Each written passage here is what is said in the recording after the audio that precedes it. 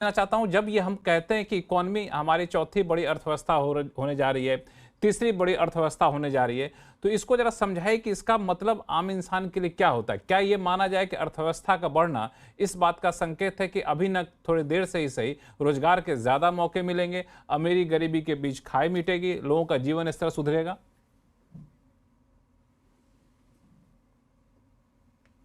लक्ष्मण जी, पहले तो आपको बहुत बहुत आभार हमें बुलाने के लिए, क्योंकि लगभग 12 साल के बाद उस चैनल पे मैं आया हूँ जिस चैनल में काम करता था। तो आपका बहुत बहुत शुक्रिया हमें आमंत्रित करने के लिए। दूसरी और बात, ये भी हमें बता दूं कि 7 शिशिर सिन्हा जनवरी जी की टीम में मैं 2026 काम का। करता था। शिशिर सिन्हा जी हमारी टीम का नेतृत्व करते थे, जहां मैं जिस टीम में था मैं। धन्यवाद। देखिए, पहले सबसे पहली चीज कि हमें 7 जनवरी 2026 का इंतजार करना होगा इस चर्चा को आगे बढ़ाने के लिए, क्योंकि तब भारत सरकार पहली बार एक अनुमान जारी करेगी वित्त वर्ष 2025-26 का। एक।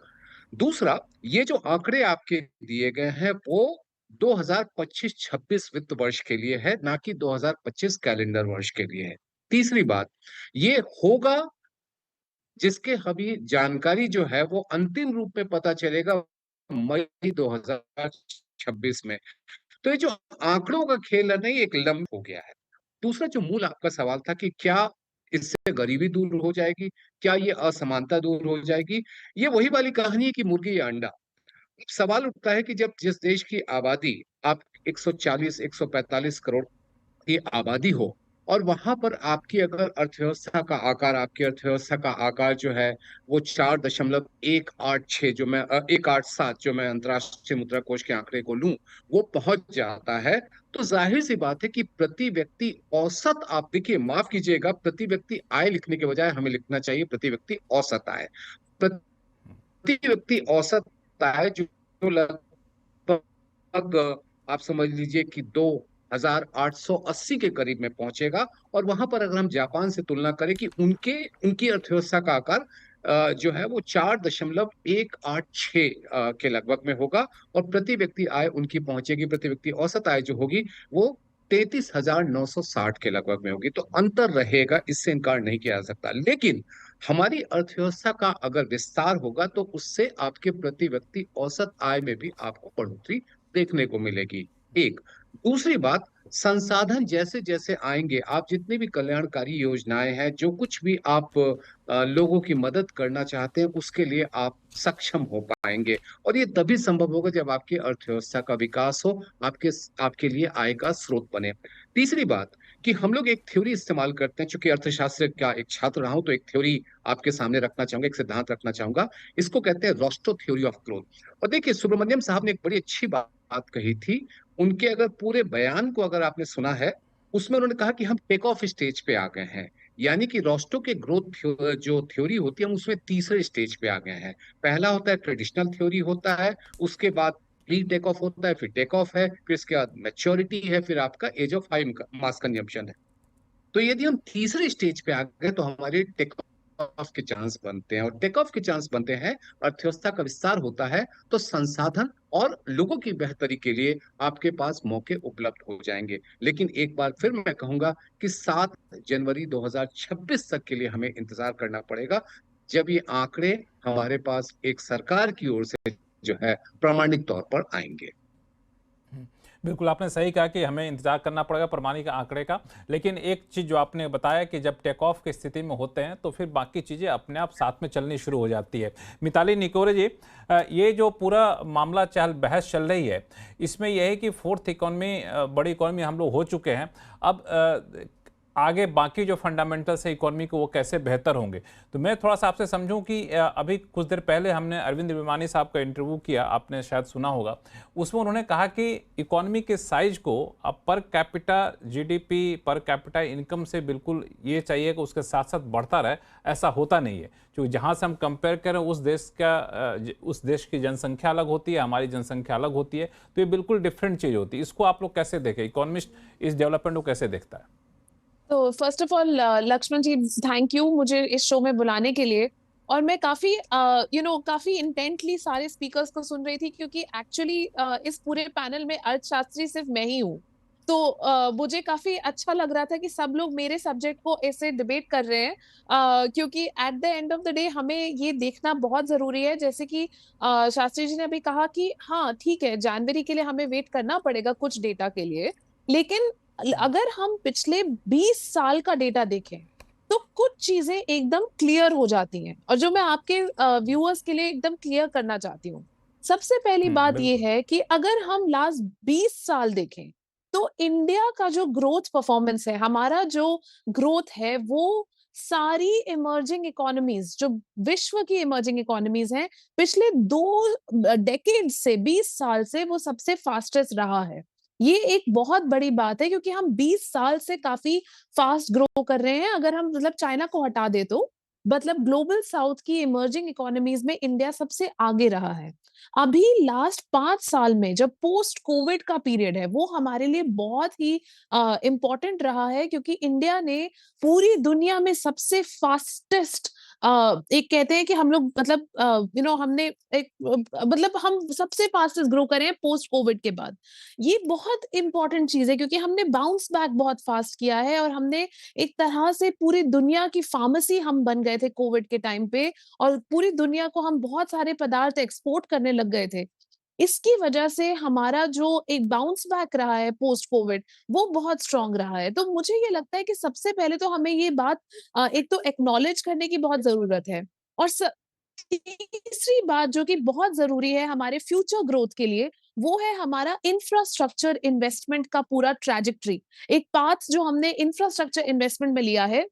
क्योंकि लास्ट 10 साल में, चाहे हम प्रोडक्शन लिंक्ड इंसेंटिव स्कीम की बात करें, चाहे हम मेक इन इंडिया की बात करें, चाहे हम मैन्युफैक्चरिंग ग्रोथ की बात करें, मतलब ये बोलना बहुत आसान है कि हाँ मैन्युफैक्चरिंग आज 16% है या 13% है या 15% है, लेकिन कहाँ होती अगर हमने उसमें इन्वेस्टमेंट नहीं किया होता।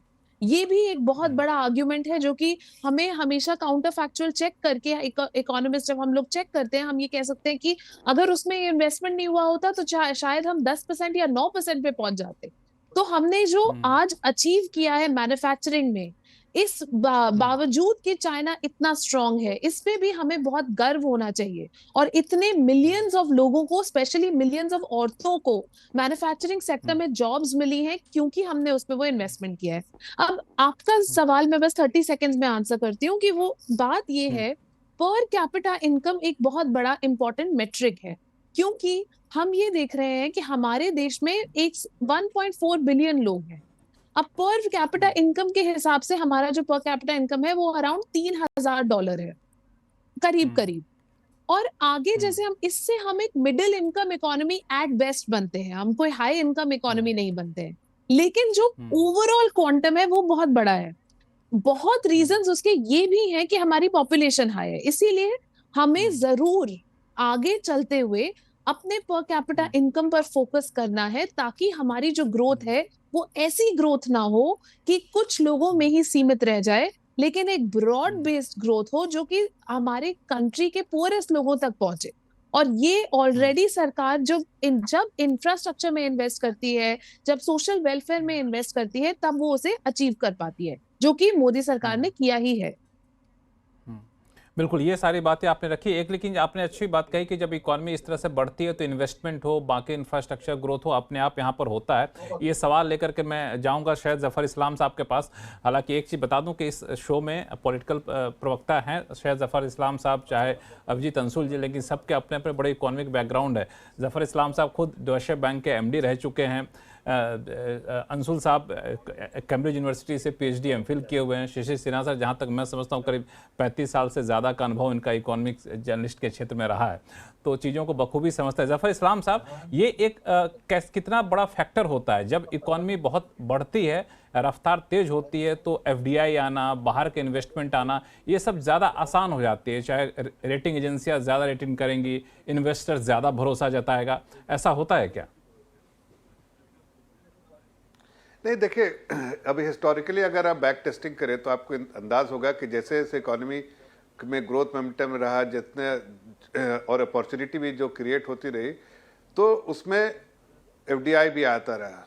आपने देखा कि फर्स्ट अगर देखें UPA के पीरियड में, अगर आप देखिए तो $250 ट्रिलियन एफडी आया था और हमारे उसी पीरियड में $500 ट्रिलियन एफडी आया, तो वो उससे समझ में आता है कि इकोनॉमिक ग्रोथ है, मोमेंटम है, अपॉर्चुनिटी है, तो एक जो है एफडी आया था। लेकिन एक बड़ी बात है जो बहुत इंपॉर्टेंट है हम लोगों को समझने के लिए, और जिसपे हमारी सरकार का फोकस है, और इस मेरे ख्याल से जो इकोनॉमी को समझते हुए इस बात को समझते हैं, और गंभीरता से ये बात मैं कह रहा हूँ कि जो एफडी आया है वो ब्राउनफील्ड प्रोजेक्ट या जो एसेट्स ऐसे बाय कर रहे हैं जो ऑलरेडी कैश जनरेटिंग एसेट्स है, लेकिन ग्रीनफील्ड प्रोजेक्ट्स में जो एफडीआई नहीं बहुत ज्यादा आया है, जिसकी चिंता हमने की है, और उसलिए अब बहुत सारे प्रोजेक्ट पे हम कोशिश कर रहे हैं कि ग्रीनफील्ड इन्वेस्टमेंट जो एफडीआई हो, फुल इक्विटी जो है ग्रीनफील्ड प्रोजेक्ट में आए, ताकि उसका ज्यादा हमको एडवांटेज होगा, इसलिए कि जो उसमें ज्यादा जॉब क्रिएशन भी होगा, उसमें ज्यादा जो है ब्लू कॉलर जॉब होगा, व्हाइट कॉलर जॉब क्रिएट कर पाएंगे,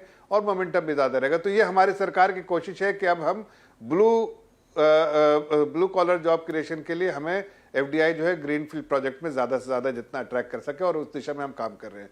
अब बात रही जहां पर रफ्तार तेज रहेगी तो जाहिर आमदनी बढ़ेगी, आमदनी बढ़ेगी तो सरकार के खजाने हमारे जो कोशिश होती है कि जनता तक पहुंचाने के लिए, और इसलिए welfare scheme different welfare scheme लेकर आते हैं ताकि हर सेक्शन ऑफ द सोसाइटी को हम कैटर कर पाए। अब मैंने छोटी सी बात कही थी कि आज जैसे आयुष्मान भारत स्कीम है, अब आयुष्मान भारत स्कीम यहाँ के लिए यहाँ के लोग क्रिटिसाइज कर सकते हैं, लेकिन जब आप ग्लोबल प्लेटफॉर्म पे देखिए तो आयुष्मान भारत स्कीम एक टेम्पलेट बन गया है for various countries, for many countries, कि वो इस तरह के इंश्योरेंस जो है हेल्थ इंश्योरेंस स्कीम कैसे इतने बड़े देश में इतने लोगों के लिए चला पाते हैं, और उसका एडवांटेज हमें साफ दिख रहा है कि आज एक गरीब आदमी जिसको हॉस्पिटलाइजेशन में इतनी तकलीफ होती थी, कहाँ जाए अपने घर में, और मकान सब बेचने पड़ते थे, आज उसके लिए सारे हॉस्पिटल खुले हैं, और इसी चीज को जो है इस टेम्पलेट को दुनिया जो है इंप्लीमेंट करने जा रही है अपने कंट्री में। कितनी जगह आप हेल्थ मिनिस्टर से पूछिए, उनके पास जो नंबर ऑफ कॉल्स और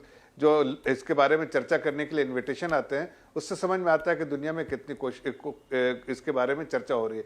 मैं खुद as a member of parliament मुझे मौका मिला तो मैं इसके बारे में जो चर्चा किया था, आज वो देखता हूं कि उसका जो दायरा है, जो सर्किल है, वो और भी ज्यादा बढ़ गया है। इस बजट में सरकार ने इसको भी जो 60-70 साल से उम्र के लोग हैं उनको भी किया है, चाहे वो किसी भी इकोनॉमिक बैकग्राउंड से हों, लेकिन उनको भी उसमें ले लिया साथ। तो इससे समझ में आता है कि इसके इकोनॉमिक एक्टिविटी बढ़ाई जा सकती है, इसलिए कि डिस्पोजल जो सरकार के पास रेवेन्यू है, स्ट्रीम है, वो है, और उसका एडवांटेज हो रहा है कि हमने एक चीज किया है, रोबस्ट इकोनॉमी, जैसा आपने कहा रेटिंग से, हमने जो कुछ चीजें को बहुत मजबूती से पकड़ा है, जो प्रधानमंत्री जी की एकदम सोच बहुत सटीक सोच है कि अपनी जो चादर है उससे ज्यादा पैर नहीं फैलाना, मतलब जो हमारा रेवेन्यू स्ट्रीम है उससे ज्यादा नहीं। इसलिए फिस्कल रिफॉर्म्स के बारे में हम बहुत ज्यादा पर्टिकुलर है, फिस्कल डिसिप्लिन के बारे में बहुत पर्टिकुलर है। इसलिए हमको देखिए, हमने उस लोगों को सरप्राइज, जो स्ट्रीट पे एक्सपेक्टेशन था उससे बेटर हमने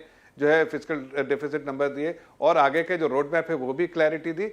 हाँ, एक कंसर्न आज के दिन में मैं जरूर कहूंगा कि हमारी इकोनॉमी तो दुनिया में सबसे तेज रफ्तार से चल रही है, लेकिन हम कोई आइसोलेशन में तो ऑपरेट नहीं कर रहे हैं। हमें ग्लोबल इकोनॉमी को भी देखना चाहिए कि ग्लोबल इकोनॉमी जो है उसमें बहुत पेन है, बहुत